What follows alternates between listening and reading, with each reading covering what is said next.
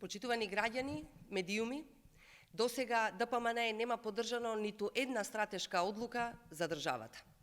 Не го поддржа за членувањето во НАТО, не го поддржа ниту договорот за Преспа, не го поддржа продолжувањето на преговорите со Европската Унија, а не гласа ниту за договорот Фронтекс. ДПМН, почитувани, не лобирале ниту за последната одлука на германскиот Бундестаг, со поддршка за членството во Европската Унија и признание за македонскиот идентитет. Само ДПМН и Левица и партии од Бугарија се против оваа значајна резолуција. Тоа, почитувани, покажува дека ДПМН нема државнички капацитет и не може да собере сили да го стави интересот на граѓаните на прво место. Каква е таа партија која е против членството во Европската Унија со зачуван македонски јазик и идентитет? Сега, почитувани, е време за нова одлука за продолжување на европскиот пат.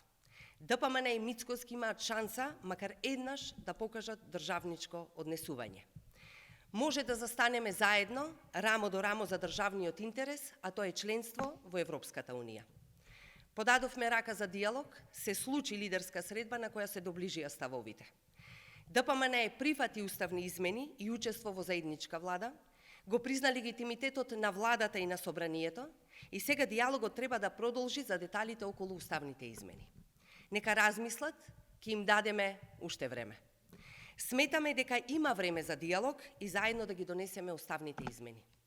Опозицијата, почитувани, треба да учествува во внесењето на оваа важна одлука, а тоа е исполнување на еден од чекорите кон полноправно членство во Европската Унија. Ви благодарам.